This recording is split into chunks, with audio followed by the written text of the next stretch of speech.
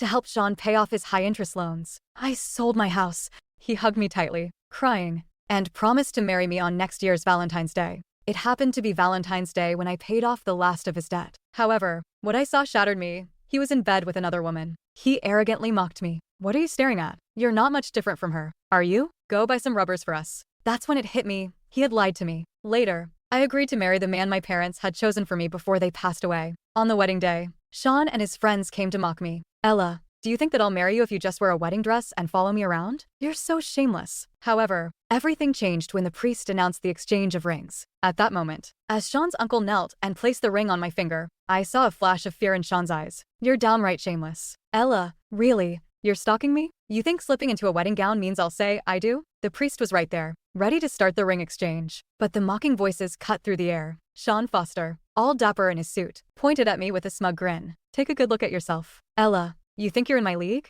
Honestly, if you hadn't offered to bail me out, I wouldn't have given you the time of day. Who'd want you? You think I'd settle for you? The guys flanking him snickered, their faces twisted with scorn as they piled on. Isn't this Ella who sold her house, her car, and who knows what else for my buddy? What's wrong? Got dumped and now you're looking for my friend to clean up your mess? She sold her body? Disgusting. She's got some nerve. Showing up on the day Sean's uncle's getting hitched. Their taunts hit me like a barrage. Each word a heavy stone on my heart. I was clueless about Sean's debts to the sharks when we started dating. 6 months in, I would still have been in the dark if his creditors had not come knocking. He was the one who pleaded with me, swore I was his one and only, his future wife. Even when I knew he was just after my money, I never badmouthed him. Alas, there I was, being called a tramp, a lowlife. The wedding was winding down, and I did not want my once-in-a-lifetime moment ruined by these memories. I bit back the curses and faced him, my voice steady but firm. Sean, I never stalked you, and marrying you is the last thing on my mind. After all, today's my wedding day. Their laughter erupted. Even Sean, caught off guard, joined in after a beat. You, getting married? Who'd marry a plain Jane like you? Sean's voice dripped with scorn. You must have picked today to corner me into marriage. You're not even fit to carry my shoes. His friends, always eager for drama, chimed in with their own jabs. Come on, don't be so harsh. One of them laughed. She has a fine body. Turn off the lights. And nobody can tell the difference. I had been with Sean for 3 years, and I had hoped he would defend me. However, the look in his eyes was pure revulsion, as if I were nothing more than a virus to him. The priest, unable to bear the scene any longer, cleared his throat loudly. Quiet down, everyone. James will have the ring shortly. The room fell silent at his words, but only for a moment before Sean's friends erupted into mocking laughter. Sean's face, however, turned serious as he lunged at the priest, grabbing his robe. You're just a priest. You have no right to use my uncle's name. The whole town of Riverton knows my uncle is marrying the love of his life today. What's she doing here?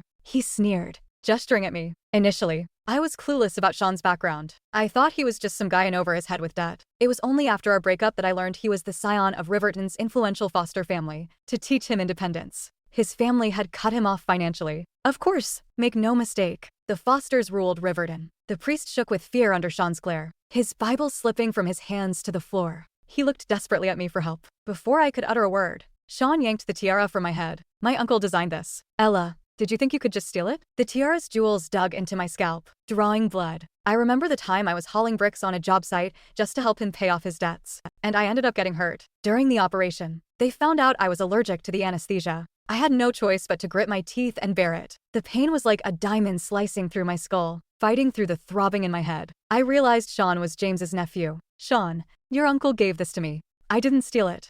I could not even get the words out before he snapped. His hands tangled in my hair. He sneered. Ella, who do you think you are? My uncle would never fall for someone like you. Do you have any clue who calls the shots in the Foster family? He does. How dare you even touch him? If you don't want to end up dead, you better get out of here. Fast. He yanked so hard on my hair that I thought my neck might snap. My necklace fell free and clattered to the floor. Tears fell, splashing on the necklace as I picked it up, my hands shaking. Inside was a picture of my parents. My mother's biggest regret was not seeing me married with kids. Wearing that necklace felt like carrying a part of them with me. Rage boiled inside me. Stop talking nonsense. You're just a bad woman trying to steal Sean from me. Today is Sean's uncle's big day. And here you are, clutching a picture of the dead. Are you trying to put a curse on their marriage? The voice belonged to Mandy Lewis, the woman who had been on the bed together with Sean last Valentine's Day. She looked at me with a smug grin. Oh, so you're the one who, 5 years ago, wanted to eat cake so badly that it led to your parents' fatal car crash? You're a jinx. You know that? You killed your own parents. Sean did the right thing dumping you. What's next? Planning to off his uncle too? Her words cut through me like a blade. The pain so intense that I could not catch my breath.